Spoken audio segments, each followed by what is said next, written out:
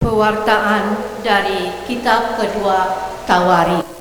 Ketika Israel diperintah oleh Raja Zedekiah, semua pemimpin di antara imam dan rakyat berkali-kali berubah setia dengan mengikuti segala kekejian bangsa-bangsa lain.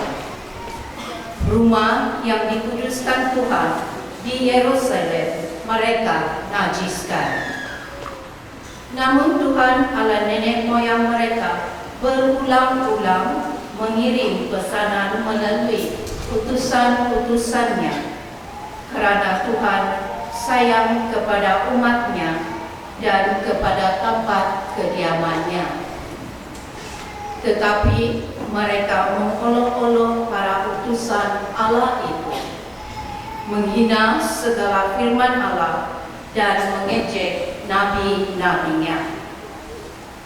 Oleh sebab itu, murka Tuhan bangkit terhadap umatnya, sehingga tidak mungkin lagi ada pemulihan.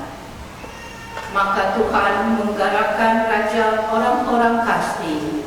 Mereka membakar rumah Allah, merobohkan tembok Yerusalem, dan membakar segala benteng dalam kota itu, sehingga musnahlah segala perabot yang indah-indah.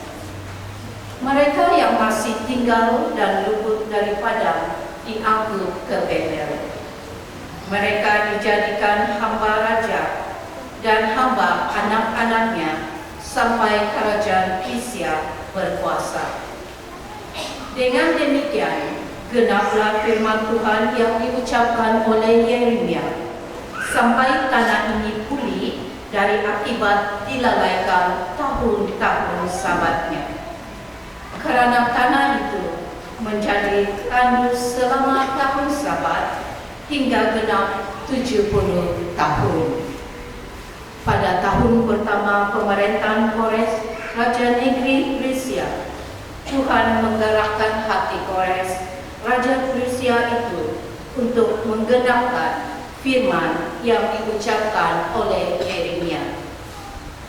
Maka dimaklumkanlah di seluruh kerajaan Kores secara lisan dan tulisan maklumat ini. Beginilah perintah Kores, Raja Persia. Segala kerajaan di bumi telah dikaruniakan kepadaku oleh Tuhan Allah semesta langit. Ia menugaskan aku untuk mendirikan rumah bagi Tuhan di Yerusalem yang terletak di Yahuda. Siapa di antara kamu termasuk umatnya, kiranya Tuhan Allah menyertainya, dan biarlah ia berangkat pulang. Sabda Tuhan. Syukur kepada Allah. Hanya pada Tuhanlah hatiku tenang. Hanya pada Tuhanlah hatiku tenang. Di tepi sungai Babel, di sanalah kita duduk sambil menangis apabila kita mengingatkan Sion. Pada pohon-pohon gandarusa, di tempat itu kita gantungkan kecapi kita. Hanya pada Tuhanlah hatiku tenang. Sebab di sanalah orang-orang yang menawan kita meminta memperdengarkan nyanyian, dan orang-orang mengisah kita meminta nyanyian sukacita. Nyanyikanlah bagi kami nyanyian dari Sion. Hanya pada Tuhanlah hatiku tenang. Bagaimana mungkin kita menyanyikan nyanyian Tuhan di negeri asing, jika aku melupakan engkau, hai Yerusalem, biarlah menjadi kering tangan kananmu. Hanya pada Tuhanlah hatiku tenang. Biarlah lidahku melekat pada langit-langitku, jika aku tidak mengikat engkau. Biarlah lidahku melekat pada langit-langitku, jika aku tidak menjadikan Yerusalem pohon puncak sukacitaku. Hanya pada Tuhanlah hatiku tenang. Pewartaan dari surat Rasul Paulus kepada jemaat di Efesus. Saudara-saudara, terdorong oleh kasih karunia-Nya yang besar yang telah dilimpahkannya kepada kita, Allah yang kaya dengan rahmat telah menghidupkan kita bersama dengan Kristus. Sekalipun kita telah mati kerana kesalahan kita, jadi kamu diselamatkan berkat kasih karunia. Di dalam Kristus Yesus itu, Allah telah membangkitkan kita juga dan memberi tempat di surga bersama dengan Dia. Dengan itu, Allah bermaksud di masa yang akan datang menyatakan kepada kita kasih karunia-Nya yang berlimpah sesuai dengan kebaikan-Nya terhadap kita dalam Kristus Yesus. Sebab berkat kasih karunia kamu diselamatkan oleh iman. Keselamatan itu bukanlah hasil usahamu, melainkan pemberian Allah.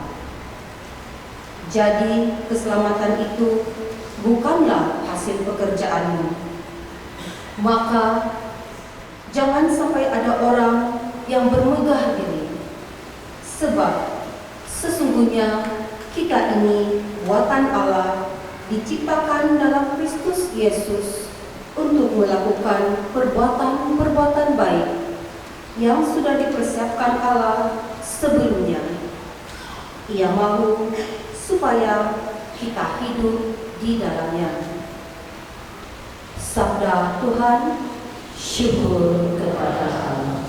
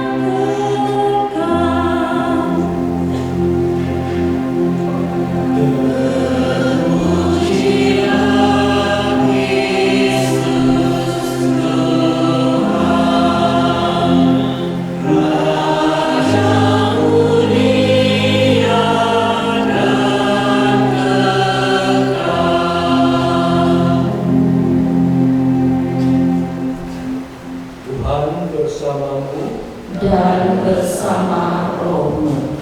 Inilah Injil Yesus Kristus menurut Yohanes. Dimuliakanlah Tuhan.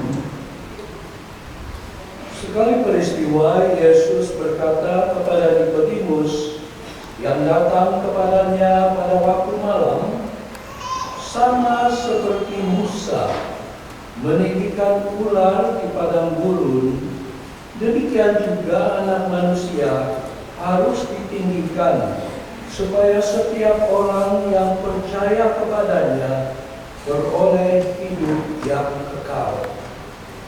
Karena begitu besar kasih Allah akan dunia ini, sehingga Ia telah mengaruniakan Anaknya yang tunggal, supaya setiap orang yang percaya kepadanya tidak binasa, melainkan beroleh hidup yang kekal. Sebab Allah mengutus Anaknya ke dalam dunia bukan untuk menghakimi dunia, melainkan untuk menyelamatkannya. Sesiapa percaya kepadanya, ia tidak akan dihukum. Tetapi sesiapa tidak percaya, ia telah berada di bawah hukuman, sebab ia tidak percaya dalam nama Anak Tunggal Allah. Dan inilah hukuman itu: terang telah datang ke dalam dunia, tetapi manusia lebih menyukai kegelapan daripada terang, sebab perbuatan-perbuatan mereka jahat. Sebab sesiapa berbuat jahat, ia membenci terang dan tidak datang kepada terang itu, supaya perbuatan-perbuatannya yang jahat itu tidak tampak. Tetapi sesiapa melakukan yang benar, ia datang kepada terang, supaya menjadi nyata bahwa perbuatan-perbuatannya dilakukan dalam Allah. Demikianlah Injil Tuhan. Terpujilah Kristus.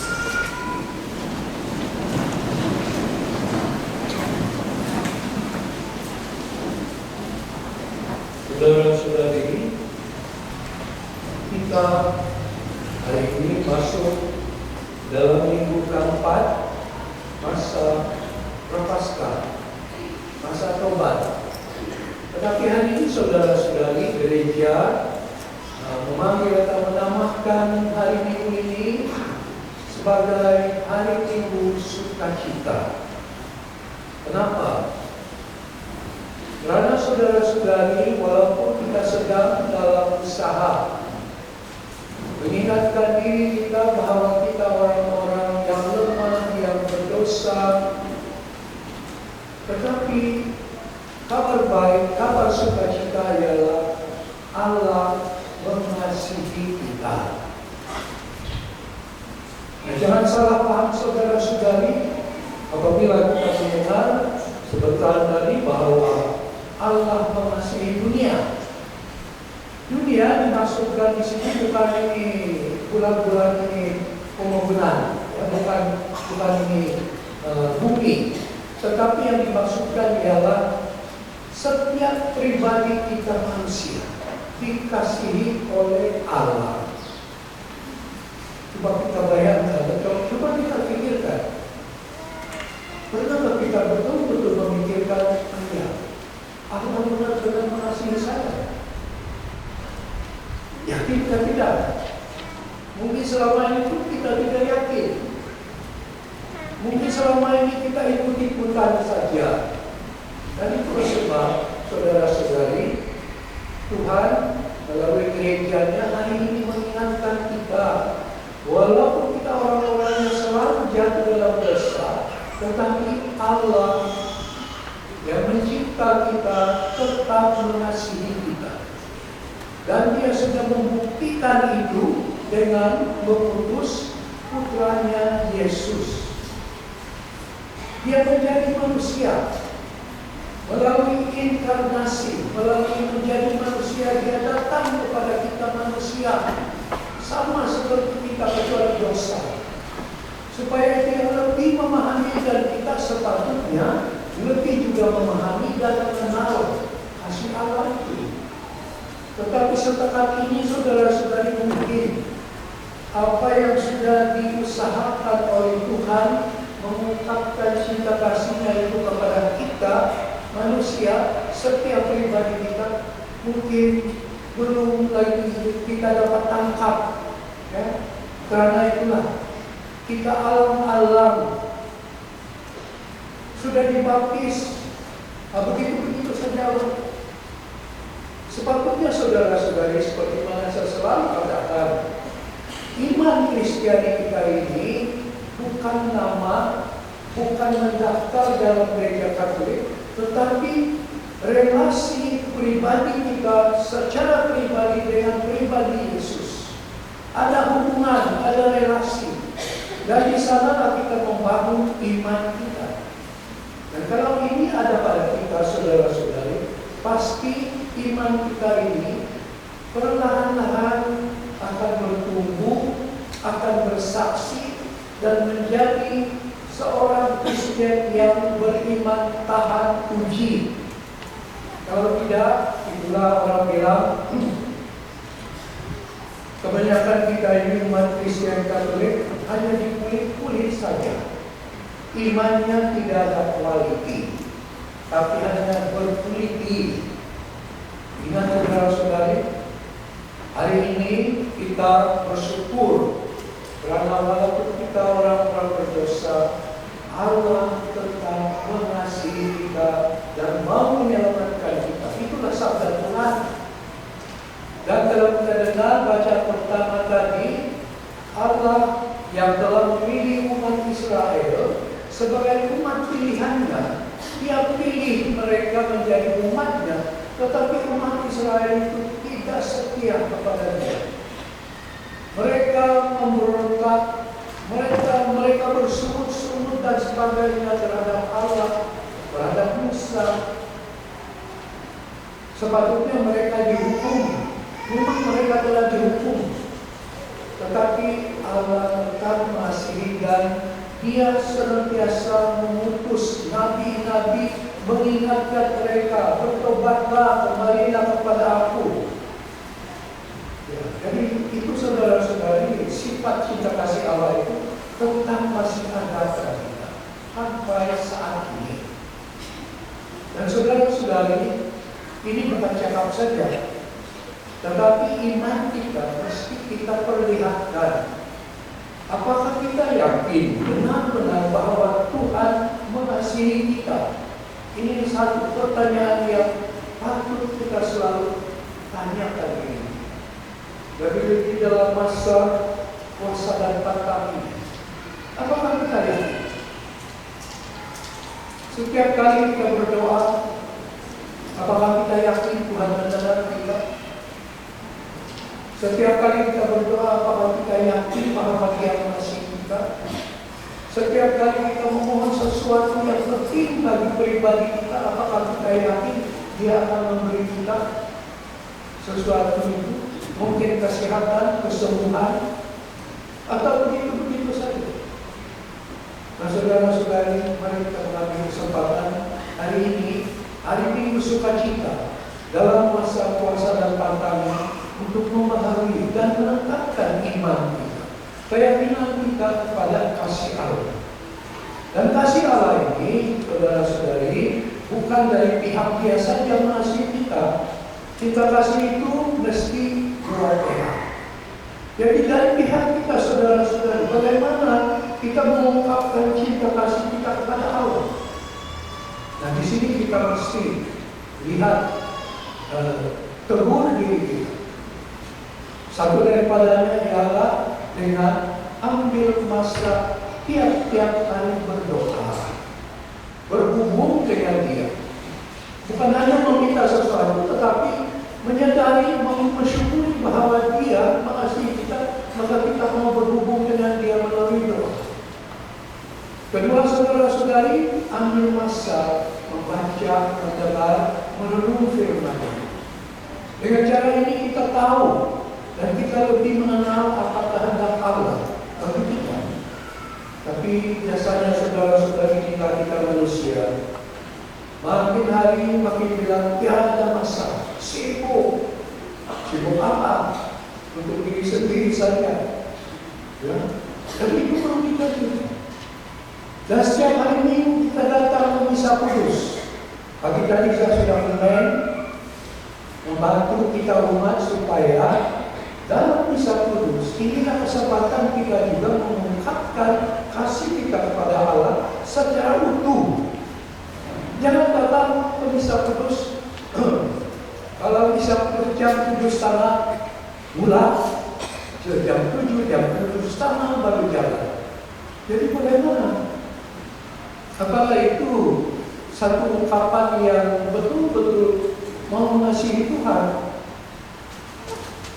Jadi kalau kita datang lambat, pembacaan sudah diwakafkan, pembacaan pertama, kedua, Injil sudah dibaca, lalu liwat-liwat datang masuk, apalagi kita dengar. Itulah saudara-saudari, kalau kita betul-betul mengasihi, menanggapi kasih Allah itu, ada ambillah masa, gunakan masa, aturkan masa lebih awal. Karena yang kita datang kepada Dia adalah Tuhan yang mengasihi kita dalam Kristus. Jadi jangan kita sia-siakan semuanya saudara-saudari. Dan masa prapaskah inilah satu kesempatan yang baik bagi kita. Kalau kita membangun iman, kita masih ada disiplin. Tapi sekarang ini, di Kadinau ini, traffic jam. Nah kalau datang lambat, habis itu kita bilang itu kita terlalu banyak. Tapi kita sudah tahu, hampir berapa tahun sudah peringatan jam. Jadi ambillah masa lebih awal. Jangan kita liwa-liwa. Orang bilang, kalau kita liwa-liwa, begitulah iman kita. Tidak pandai bertumbuh, kasih kita kepada Allah, kasih kita kepada sesama pun tidak pandai maju, tidak pandai tumbuh. Ya saudara-saudari, apa yang saya katakan ini bukan untuk kamu saja, untuk saya juga. Jadi sama-samalah kita saudara-saudari di dalam berjalan bersama, membangun iman kita yang sungguh-sungguh tetap bertumbuh, berkualiti, bersaksi